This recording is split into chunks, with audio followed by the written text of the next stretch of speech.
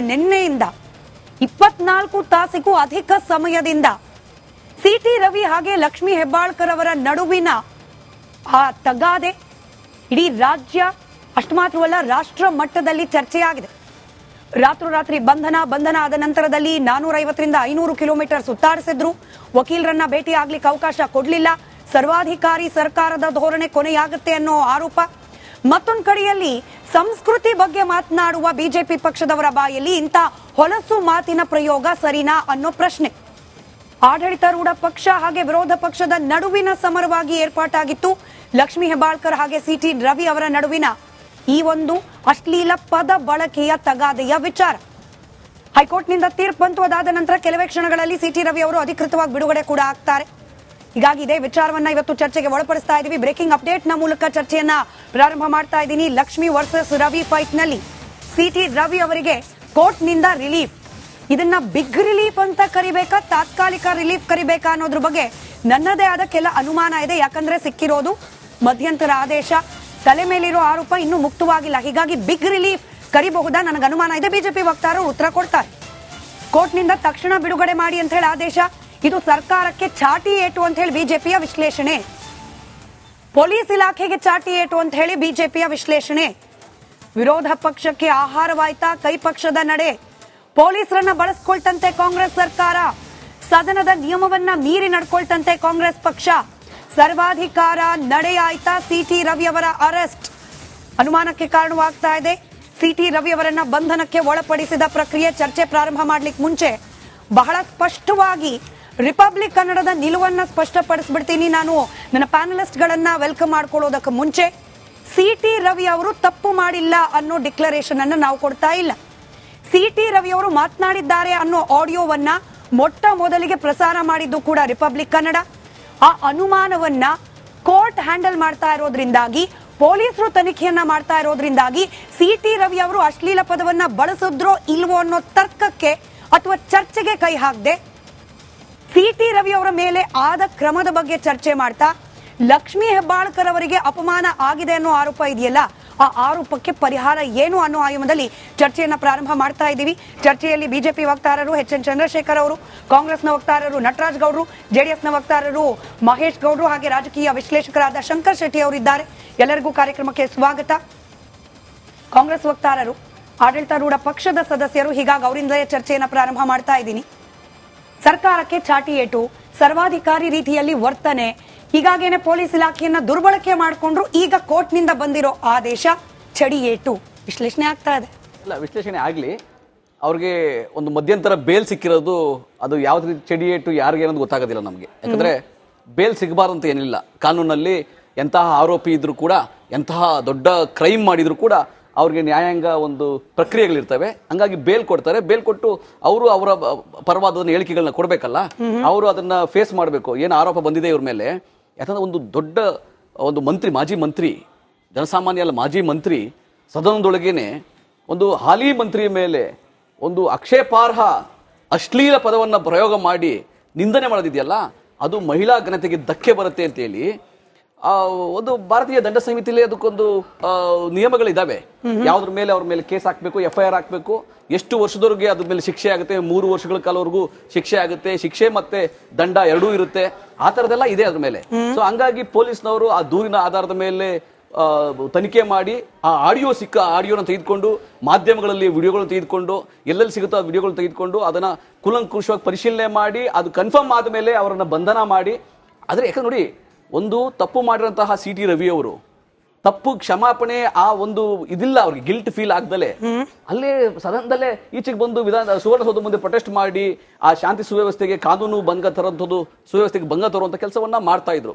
So ಹಂಗಾಗಿ ಅವ್ರನ್ನ arrest ಮಾಡಿ ಕೂಲಂಕುಷವಾಗಿ ಪರಿಶೀಲನೆ ಮಾಡಿ ಪೊಲೀಸರು ಕೆಲಸ ಮಾಡಿದ್ದಾರೆ. ಕೋರ್ಟ್ ಕೂಡ ಈಗ ತಾತ್ಕಾಲಿಕವಾಗಿ ಅವ್ರು ರಿಲೀಫ್ ಮಾಡಿದೆ. ಇಲ್ಲಿ ಎರಡನೇದು ವಿಷಯ ಏನಾಗಿದೆ ಅಂದ್ರೆ, ಬಿಜೆಪಿ ನಾಯಕರುಗಳು, ರಾಷ್ಟ್ರೀಯ ಮಟ್ಟದ ರಾಜ್ಯ ನಾಯಕರುಗಳೆಲ್ಲ ಅವ್ರ ಪರವಾಗಿ ನಿಂತ್ಕೊಂತಾ ಇರೋದು. ಆ ಮಹಿಳೆಗೆ, ಆ ಘನತೆಗೆ ಅವಮಾನ ಮಾಡೋಂಥವ್ರು ಇಲ್ಲ ಪರವಾಗಿ ನಿಂತ್ಕೊಳ್ತಾ ಇದೆಯಲ್ಲ, ಅದು ಕೂಡ ಒಂದು ಒಂದು ಯಾಕಂದ್ರೆ ಸಮಾಜದ ತಲೆ ತಗ್ಸೋ ಕೆಲಸ ಇವು. ತಲೆ ತಗ್ಸೋ ಕೆಲಸವನ್ನ ಬಿಜೆಪಿಗರು ಬೆಂಬಲಿಸ್ತಾರೆ ಅನ್ನೋದು. ಫೋನ್ ಬರ್ತಾ ಇತ್ತು, ಖುದ್ದು ಬೆಳಗಾವಿ ಕಮಿಷನರ್ ಅವ್ರಿಗೇನೆ ಪ್ರೆಷರ್ ಇತ್ತು, ತಕ್ಷಣಕ್ಕೆ ಅರೆಸ್ಟ್ ಮಾಡ್ಲೇಬೇಕು ಅಂತ ಹೇಳಿ ಒತ್ತಡ ಹಾಕಿದ್ರು. ಇನ್ಫ್ಯಾಕ್ಟ್ ಡಿ ಕೆ ಶಿವಕುಮಾರ್ ಅವರು ಬಹಳ ಪರ್ಸನಲ್ ಆಗಿ ತೆಗೆದುಕೊಂಡ್ಬಿಟ್ರು ಈ ಪ್ರಕರಣವನ್ನ ಅನ್ನೋ ಆರೋಪ ಕೂಡ ಕೇಳೋಕ್ ಸಿಕ್ತು. ನೋಡಿ, ಈಗ ಅದು ಆರೋಪ ಸತ್ಯ. ಯಾಕಂದ್ರೆ ಪೊಲೀಸ್ನವರು ಒಂದು ಸಕ್ಷಮವಾಗಿದ್ದಾರೆ, ಪೊಲೀಸ್ನವ್ರಿಗೆ ಆ ಶಕ್ತಿ ಸಾಮರ್ಥ್ಯ ಇದೆ. ಅವರನ್ನ ಯಾವ ರೀತಿ ತನಿಖೆಯನ್ನು ಮಾಡಬೇಕು, ಯಾವ ರೀತಿ ಯಾರನ್ನ ಅರೆಸ್ಟ್ ಮಾಡಬೇಕು, ಏನು ಕಾನೂನುಗಳು ಹೇಳ್ತವೆ. ಯಾಕಂದ್ರೆ ಪೊಲೀಸ್ ಇಲಾಖೆ ಮೇಲೆ ಅವ್ರ ಮೇಲೆ ಬಂದ್ಬಿಡ್ತದೆ, ಕೋರ್ಟ್ ಎಲ್ಲ ಚಾಡಿ ಅವ್ರ ಮೇಲೆ ಬಿಟ್ಬಿಡ್ತಾರೆ. ಯಾಕಂದ್ರೆ ಪ್ರಕ್ರಿಯೆಗಳನ್ನ ಪಾಲಿಸಿಲ್ಲ, ನಿಯಮಗಳನ್ನ ಪಾಲಿಸಿಲ್ಲ ಅಂದ್ರೆ ಹಂಗೆ ನಿಯಮಾನುಸಾರವಾಗಿ ಮಾಡಿರ್ತಾರೆ. ಅಕಸ್ಮಾತ್ ನಿಯಮಾನುಸಾರ ಆಯ್ತಾ ಅನ್ನೋದ್ರ ಬಗ್ಗೆ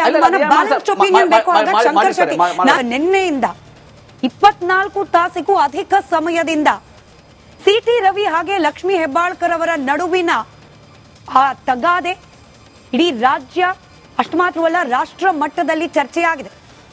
ರಾತ್ರೋರಾತ್ರಿ ಬಂಧನ ಆದ ನಂತರದಲ್ಲಿ 450ರಿಂದ 500 ಕಿಲೋಮೀಟರ್ ಸುತ್ತಾಡಿಸಿದ್ರು.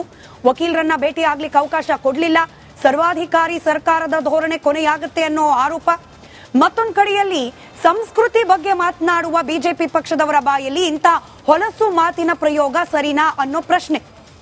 ಆಡಳಿತಾರೂಢ ಪಕ್ಷ ಹಾಗೆ ವಿರೋಧ ಪಕ್ಷದ ನಡುವಿನ ಸಮರವಾಗಿ ಏರ್ಪಾಟಾಗಿತ್ತು ಲಕ್ಷ್ಮೀ ಹೆಬ್ಬಾಳ್ಕರ್ ಹಾಗೆ ಸಿಟಿ ರವಿ ಅವರ ನಡುವಿನ ಈ ಒಂದು ಅಶ್ಲೀಲ ಪದ ಬಳಕೆಯ ತಗಾದೆಯ ವಿಚಾರ. ಹೈಕೋರ್ಟ್ನಿಂದ ತೀರ್ಪು ಬಂತು. ಅದಾದ ನಂತರ ಕೆಲವೇ ಕ್ಷಣಗಳಲ್ಲಿ ಸಿಟಿ ರವಿ ಅವರು ಅಧಿಕೃತವಾಗಿ ಬಿಡುಗಡೆ ಕೂಡ ಆಗ್ತಾರೆ. ಹೀಗಾಗಿ ಇದೇ ವಿಚಾರವನ್ನ ಇವತ್ತು ಚರ್ಚೆಗೆ ಒಳಪಡಿಸ್ತಾ ಇದ್ದೀವಿ. ಬ್ರೇಕಿಂಗ್ ಅಪ್ಡೇಟ್ ನ ಮೂಲಕ ಚರ್ಚೆಯನ್ನ ಪ್ರಾರಂಭ ಮಾಡ್ತಾ ಇದ್ದೀನಿ. ಲಕ್ಷ್ಮಿ ವರ್ಸಸ್ ರವಿ ಫೈಟ್ ನಲ್ಲಿ ಸಿಟಿ ರವಿ ಅವರಿಗೆ ಕೋರ್ಟ್ ನಿಂದ ರಿಲೀಫ್. ಇದನ್ನ ಬಿಗ್ ರಿಲೀಫ್ ಅಂತ ಕರಿಬೇಕಾ, ತಾತ್ಕಾಲಿಕ ರಿಲೀಫ್ ಕರಿಬೇಕಾ ಅನ್ನೋದ್ರ ಬಗ್ಗೆ ನನ್ನದೇ ಆದ ಕೆಲ ಅನುಮಾನ ಇದೆ. ಯಾಕಂದ್ರೆ ಸಿಕ್ಕಿರೋದು ಮಧ್ಯಂತರ ಆದೇಶ, ತಲೆ ಮೇಲಿರೋ ಆರೋಪ ಇನ್ನೂ ಮುಕ್ತವಾಗಿಲ್ಲ. ಹೀಗಾಗಿ ಬಿಗ್ ರಿಲೀಫ್ ಕರಿಬಹುದಾ, ನನಗೆ ಅನುಮಾನ ಇದೆ. ಬಿಜೆಪಿ ವಕ್ತಾರರು ಉತ್ತರ ಕೊಡ್ತಾರೆ. ಕೋರ್ಟ್ನಿಂದ ತಕ್ಷಣ ಬಿಡುಗಡೆ ಮಾಡಿ ಅಂತ ಹೇಳಿ ಆದೇಶ, ಇದು ಸರ್ಕಾರಕ್ಕೆ ಚಾಟಿ ಏಟು ಅಂತ ಹೇಳಿ ಬಿಜೆಪಿಯ ವಿಶ್ಲೇಷಣೆ. ಪೊಲೀಸ್ ಇಲಾಖೆಗೆ ಚಾಟಿ ಏಟು ಅಂತ ಹೇಳಿ ಬಿಜೆಪಿಯ ವಿಶ್ಲೇಷಣೆ. ವಿರೋಧ ಪಕ್ಷಕ್ಕೆ ಆಹಾರವಾಯ್ತಾ ಕೈ ಪಕ್ಷದ ನಡೆ. ಪೊಲೀಸರನ್ನ ಬಳಸ್ಕೊಳ್ತಂತೆ ಕಾಂಗ್ರೆಸ್ ಸರ್ಕಾರ, ಸದನದ ನಿಯಮವನ್ನ ಮೀರಿ ನಡ್ಕೊಳ್ತಂತೆ ಕಾಂಗ್ರೆಸ್ ಪಕ್ಷ. ಸರ್ವಾಧಿಕಾರ ನಡೆಯಾಯ್ತಾ ಸಿಟಿ ರವಿ ಅವರ ಅರೆಸ್ಟ್ ಅನುಮಾನಕ್ಕೆ ಕಾರಣವಾಗ್ತಾ ಇದೆ. ಸಿಟಿ ರವಿ ಅವರನ್ನ ಬಂಧನಕ್ಕೆ ಒಳಪಡಿಸಿದ ಪ್ರಕ್ರಿಯೆ ಚರ್ಚೆ ಪ್ರಾರಂಭ ಮಾಡ್ಲಿಕ್ಕೆ ಮುಂಚೆ ಬಹಳ ಸ್ಪಷ್ಟವಾಗಿ ರಿಪಬ್ಲಿಕ್ ಕನ್ನಡದ ನಿಲುವನ್ನ ಸ್ಪಷ್ಟಪಡಿಸ್ಬಿಡ್ತೀನಿ. ನಾನು ನನ್ನ ಪ್ಯಾನಲಿಸ್ಟ್ ಗಳನ್ನ ವೆಲ್ಕಮ್ ಮಾಡ್ಕೊಳ್ಳೋದಕ್ಕೆ ಮುಂಚೆ ಸಿಟಿ ರವಿ ಅವರು ತಪ್ಪು ಮಾಡಿಲ್ಲ ಅನ್ನೋ ಡಿಕ್ಲರೇಷನ್ ಅನ್ನ ನಾವು ಕೊಡ್ತಾ ಇಲ್ಲ. ಸಿಟಿ ರವಿ ಅವರು ಮಾತನಾಡಿದ್ದಾರೆ ಅನ್ನೋ ಆಡಿಯೋವನ್ನ ಮೊಟ್ಟ ಮೊದಲಿಗೆ ಪ್ರಸಾರ ಮಾಡಿದ್ದು ಕೂಡ ರಿಪಬ್ಲಿಕ್ ಕನ್ನಡ. ಆ ಅನುಮಾನವನ್ನ ಕೋರ್ಟ್ ಹ್ಯಾಂಡಲ್ ಮಾಡ್ತಾ ಇರೋದ್ರಿಂದಾಗಿ, ಪೊಲೀಸರು ತನಿಖೆಯನ್ನ ಮಾಡ್ತಾ ಇರೋದ್ರಿಂದಾಗಿ ಸಿಟಿ ರವಿ ಅವರು ಅಶ್ಲೀಲ ಪದವನ್ನ ಬಳಸಿದ್ರೋ ಇಲ್ವೋ ಅನ್ನೋ ತರ್ಕಕ್ಕೆ ಅಥವಾ ಚರ್ಚೆಗೆ ಕೈ ಹಾಕದೆ ಸಿಟಿ ರವಿ ಅವರ ಮೇಲೆ ಆದ ಕ್ರಮದ ಬಗ್ಗೆ ಚರ್ಚೆ ಮಾಡ್ತಾ ಲಕ್ಷ್ಮೀ ಹೆಬ್ಬಾಳ್ಕರ್ ಅವರಿಗೆ ಅಪಮಾನ ಆಗಿದೆ ಅನ್ನೋ ಆರೋಪ ಇದೆಯಲ್ಲ, ಆ ಆರೋಪಕ್ಕೆ ಪರಿಹಾರ ಏನು ಅನ್ನೋ ಆಯಾಮದಲ್ಲಿ ಚರ್ಚೆಯನ್ನ ಪ್ರಾರಂಭ ಮಾಡ್ತಾ ಇದ್ದೀವಿ. ಚರ್ಚೆಯಲ್ಲಿ ಬಿಜೆಪಿ ವಕ್ತಾರರು ಎಚ್.ಎನ್. ಚಂದ್ರಶೇಖರ್ ಅವರು, ಕಾಂಗ್ರೆಸ್ನ ವಕ್ತಾರರು ನಟರಾಜ್ ಗೌಡ್ರು, ಜೆಡಿಎಸ್ನ ವಕ್ತಾರರು ಮಹೇಶ್ ಗೌಡ್ರು ಹಾಗೆ ರಾಜಕೀಯ ವಿಶ್ಲೇಷಕರಾದ ಶಂಕರ್ ಶೆಟ್ಟಿ ಅವರಿದ್ದಾರೆ. ಎಲ್ಲರಿಗೂ ಕಾರ್ಯಕ್ರಮಕ್ಕೆ ಸ್ವಾಗತ. ಕಾಂಗ್ರೆಸ್ ವಕ್ತಾರರು, ಆಡಳಿತಾರೂಢ ಪಕ್ಷದ ಸದಸ್ಯರು, ಹೀಗಾಗಿ ಅವರಿಂದಲೇ ಚರ್ಚೆಯನ್ನ ಪ್ರಾರಂಭ ಮಾಡ್ತಾ ಇದ್ದೀನಿ. ಸರ್ಕಾರಕ್ಕೆ ಚಾಟಿ ಏಟು, ಸರ್ವಾಧಿಕಾರಿ ರೀತಿಯಲ್ಲಿ ವರ್ತನೆ, ಹೀಗಾಗೇನೆ ಪೊಲೀಸ್ ಇಲಾಖೆಯನ್ನ ದುರ್ಬಳಕೆ ಮಾಡಿಕೊಂಡ್ರು. ಈಗ ಕೋರ್ಟ್ ನಿಂದ ಬಂದಿರೋ ಆದೇಶ ಚಡಿ ಏಟು ವಿಶ್ಲೇಷಣೆ ಆಗ್ತಾ ಇದೆ.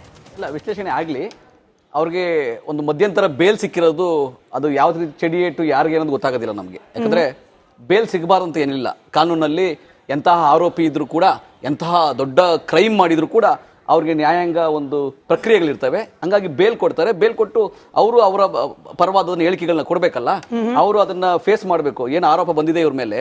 ಯಾಕಂದ್ರೆ ಒಂದು ದೊಡ್ಡ ಒಂದು ಮಂತ್ರಿ, ಮಾಜಿ ಮಂತ್ರಿ, ಜನಸಾಮಾನ್ಯ ಅಲ್ಲ ಮಾಜಿ ಮಂತ್ರಿ, ಸದನದೊಳಗೇನೆ ಒಂದು ಹಾಲಿ ಮಂತ್ರಿಯ ಮೇಲೆ ಒಂದು ಆಕ್ಷೇಪಾರ್ಹ ಅಶ್ಲೀಲ ಪದವನ್ನ ಪ್ರಯೋಗ ಮಾಡಿ ನಿಂದನೆ ಮಾಡೋದಿದೆಯಲ್ಲ, ಅದು ಮಹಿಳಾ ಘನತೆಗೆ ಧಕ್ಕೆ ಬರುತ್ತೆ ಅಂತೇಳಿ ಒಂದು ಭಾರತೀಯ ದಂಡ ಸಂಹಿತೆಯಲ್ಲಿ ಅದಕ್ಕೊಂದು ನಿಯಮಗಳಿದಾವೆ.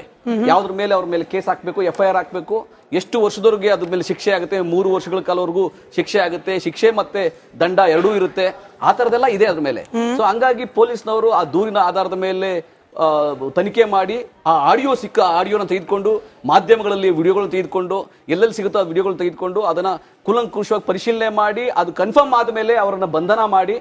ಆದ್ರೆ ಯಾಕಂದ್ರೆ ನೋಡಿ, ಒಂದು ತಪ್ಪು ಮಾಡಿರಂತಹ ಸಿಟಿ ರವಿ ಅವರು ತಪ್ಪು ಕ್ಷಮಾಪಣೆ ಆ ಒಂದು ಇದಿಲ್ಲ ಅವ್ರಿಗೆ, ಗಿಲ್ಟ್ ಫೀಲ್ ಆಗ್ದಲೆ ಅಲ್ಲೇ ಸದನದಲ್ಲೇ ಈಚೆಗೆ ಬಂದು ಸುವರ್ಣಸೌಧ ಮುಂದೆ ಪ್ರೊಟೆಸ್ಟ್ ಮಾಡಿ ಆ ಶಾಂತಿ ಸುವ್ಯವಸ್ಥೆಗೆ ಕಾನೂನು ಭಂಗ ತರುವಂಥದ್ದು, ಸುವ್ಯವಸ್ಥೆಗೆ ಭಂಗ ತರುವಂತ ಕೆಲಸವನ್ನ ಮಾಡ್ತಾ ಇದ್ರು.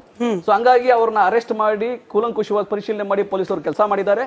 ಕೋರ್ಟ್ ಕೂಡ ಈಗ ತಾತ್ಕಾಲಿಕವಾಗಿ ಅವ್ರು ರಿಲೀಫ್ ಮಾಡಿದೆ. ಇಲ್ಲಿ ಎರಡನೇದು ವಿಷಯ ಏನಾಗಿದೆ ಅಂದ್ರೆ, ಬಿಜೆಪಿ ನಾಯಕರುಗಳು, ರಾಷ್ಟ್ರೀಯ ಮಟ್ಟದ ರಾಜ್ಯ ನಾಯಕರುಗಳೆಲ್ಲ ಅವ್ರ ಪರವಾಗಿ ನಿಂತ್ಕೊಂತಾ ಇರೋದು. ಆ ಮಹಿಳೆಗೆ, ಆ ಘನತೆಗೆ ಅವಮಾನ ನನ್ನ ಪ್ರಶ್ನೆ ಅವ್ರು ಕೇಳ್ತೀನಿ. ಇಲ್ಲ ಪರವಾಗಿ ನಿಂತ್ಕೊಳ್ತಾ ಇದೆಯಲ್ಲ, ಕೇಳ್ತೀನಿ ಅದು ಅವ್ರಿಗೆ ಕೂಡ ಪ್ರಶ್ನೆ. ಒಂದು ಯಾಕಂದ್ರೆ ಸಮಾಜದ ತಲೆ ತಗ್ಸೋ ಕೆಲಸ ಇವು. ತಲೆ ತಗ್ಸೋ ಕೆಲಸವನ್ನ ಬಿಜೆಪಿಗರು ಬೆಂಬಲಿಸ್ತಾರೆ ಅನ್ನೋದು ಮೇಲೆ ಆಶ್ಚರ್ಯಕರ. ಮೇಲೆ ಫೋನ್ ಬರ್ತಾ ಇತ್ತು, ಖುದ್ದು ಬೆಳಗಾವಿ ಕಮಿಷನರ್ ಅವ್ರಿಗೇನೆ ಪ್ರೆಷರ್ ಇತ್ತು, ತಕ್ಷಣಕ್ಕೆ ಅರೆಸ್ಟ್ ಮಾಡ್ಲೇಬೇಕು ಅಂತ ಹೇಳಿ ಒತ್ತಡ ಹಾಕಿದ್ರು. ಇನ್ಫ್ಯಾಕ್ಟ್ ಡಿ ಕೆ ಶಿವಕುಮಾರ್ ಅವರು ಬಹಳ ಪರ್ಸನಲ್ ಆಗಿ ತೆಗೆದುಕೊಂಡ್ಬಿಟ್ರು ಈ ಪ್ರಕರಣವನ್ನ ಅನ್ನೋ ಆರೋಪ ಕೂಡ ಕೇಳೋಕ್ ಸಿಕ್ತು. ನೋಡಿ, ಈಗ ಅದು ಆರೋಪ ಸತ್ಯ. ಯಾಕಂದ್ರೆ ಪೊಲೀಸರು ಒಂದು ಸಕ್ಷಮವಾಗಿದ್ದಾರೆ, ಪೊಲೀಸರಿಗೆ ಆ ಶಕ್ತಿ ಸಾಮರ್ಥ್ಯ ಇದೆ. ಅವರನ್ನ ಯಾವ ರೀತಿ ತನಿಖೆಯನ್ನು ಮಾಡಬೇಕು, ಯಾವ ರೀತಿ ಯಾರನ್ನ ಅರೆಸ್ಟ್ ಮಾಡಬೇಕು, ಏನು ಕಾನೂನುಗಳು ಹೇಳ್ತವೆ. ಯಾಕಂದ್ರೆ ಪೊಲೀಸ್ ಇಲಾಖೆ ಮೇಲೆ ಅವ್ರ ಮೇಲೆ ಬಂದ್ಬಿಡ್ತದೆ, ಕೋರ್ಟ್ ಎಲ್ಲ ಚಾಡಿ ಅವ್ರ ಮೇಲೆ ಬಿಟ್ಬಿಡ್ತಾರೆ. ಯಾಕಂದ್ರೆ ಪ್ರಕ್ರಿಯೆಗಳನ್ನ ಪಾಲಿಸಿಲ್ಲ, ನಿಯಮಗಳನ್ನ ಪಾಲಿಸಿಲ್ಲ ಅಂದ್ರೆ ಹಂಗೆ ನಿಯಮಾನುಸಾರವಾಗಿ ಮಾಡಿರ್ತಾರೆ. ಅಕಸ್ಮಾತ್ ನಿಯಮಾನುಸಾರ ಆಯ್ತಾ ಅನ್ನೋದ್ರ ಬಗ್ಗೆ ಶಂಕರ್ ಶೆಟ್ಟಿ